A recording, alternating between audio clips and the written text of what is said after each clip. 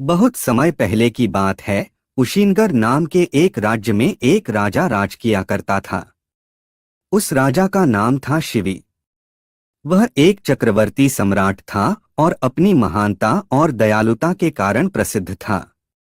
उसकी दया के बारे में ऐसा कहा जाता था कि उसके दरबार से कोई भी खाली हाथ नहीं लौटता था। वह हर किसी की मदद के लिए हमेशा तैयार रहता, भले ही उसके लिए किसी भी तरह का बलिदान क्यों न देना पड़े। यही कारण था कि उसकी दयालुता के चर्चे पृथ्वी लोक से आगे बढ़कर स्वर्ग तक भी पहुंच गए। जब इस बात का पता देवों के राजा इंद्र को चला, तो उन्होंने मन बनाया कि वह राजा शिवी की परीक्षा स्वयं लेंगे और सुनिश्चित करेंगे कि क्या वाकई में राजा शिवी इतने ही दयालु हैं या यह उनका महज एक ढोंग है। यह तय करने के लिए उन्होंने एक योजना बनाई और अग्निदेव को भी अपने साथ योजना में शामिल होने का निवेदन किया। राजा इंद्र की बात पर अग्निदेव भी राजा शिवी की परीक्षा लेने के लिए तैयार हो गए। फिर क्या था, राजा इंद्र ने एक बांस का रूप धारण किया और अग्निदेव ने एक कबूतर का। दोनों राजा शिवी के दरबार की ओर चल दिए। अग्निदेव कबूतर के रूप में आगे गए और इंद्र बांस के रूप में इस प्रकार उनके पीछे चले कि मानो एक बांस कबूतर का शिकार करने के लिए उसके पीछे उड़ रहा हो। थोड़ी ही देर में अग्निदेव कबूतर के रूप में राजा शिवी के दरबार में पहुंचे और राजा शिवी की जांघ पर बैठ गए। उन्होंने राजा से कहा कि एक बाज उसका शिकार करने के लिए पीछे आ रहा है, वह उसकी जान बचा लें। कबूतर की यह बात सुनकर राजा ने कहा, बिल्कुल भी चिंता न करो, मेरे होते हुए वह बाज तुम्हारा कुछ भी बिगाड़ नहीं पाएगा। मैं तुम्हारी रक्षा करने का वचन देता हूँ। राजा के वचन देते ही बाज के रूप में इंद्रदेव भी शिवी के दरबार में पहुंच गए।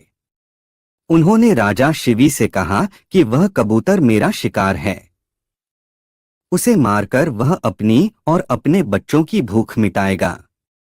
बांस की बात पर राजा ने कहा, मैंने इस कबूतर को वचन दिया है कि मैं इसके प्राणों की रक्षा करूंगा, इसलिए मैं इसे तुम्हें नहीं दे सकता। राजा की यह बात सुनकर बाज बोला, अगर आप इसे मुझे नहीं देंगे तो मैं और मेरे बच्चे भोजन के अभाव में भूखे रह जाएंगे, इसलिए इसे तो आपको देना ही होगा। बांस की यह बात सुन राजा शिवी थोड़ी देर सोच में पड़ गए और कुछ विचार करने लगे। कुछ देर विचार करने के बाद राजा शिवी ने बांस से कहा, अगर मैं तुम्हें इस कबूतर के वजन के बराबर मांस दे दूं तो तुम्हारी और तुम्हारे बच्चों की भूख मिट जाएगी। ऐसे में इस कबूतर के प्राण भी बच जाएंगे और मेरा वचन भी बना रहेगा। राजा की इस बात पर बांस के रूप में आए इंद्रदेव राजी हो गए, लेकिन उन्होंने राजा के सामने एक शर्त रख दी। बाज ने कहा, महाराज मैं तैयार हूँ, लेकिन आपको कबूतर के वजन का मांस अपने शरीर से देना होगा। बाज की यह बात सुनकर राजा ने सोचा कि कबूतर का वजन कितना होगा। अगर मैं अपने शरीर से ही इसके वजन के बराबर मांस दे देता हूँ तो इस कबूतर की जान बच जाएगी। यह सोचकर राजा ने अपने एक दरबारी को एक तराजू लाने का आदेश दिया। दरबार में तराजू लाया गया। राजा ने तराजू के एक पलड़े पर कबूतर को रखा और एक चाकू से अपनी जांघ से एक टुकड़ा काटकर तराजू के दूसरे पलड़े पर रख दिया, लेकिन तराजू तनिक भी नहीं हिला। यह देखकर राजा ने एक और टुकड़ा काटकर तराजू पर रखा। उसके बाद भी मांस का टुकड़ा कबूतर के वजन से काफी कम था। उन्होंने धीरे धीरे कर अपने आधे शरीर के मांस को निकालकर तराजू पर रख दिया। उसके बाद भी मांस का वजन कबूतर के वजन से कम ही रहा। यह देखकर राजा शिवी बहुत निराश हुए।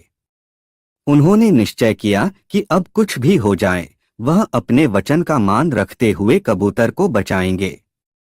यह सोचकर वह खुद ही तराजू के पलड़े पर बैठ गए और तराजू पर कबूतर का पलड़ा ऊपर आ गया।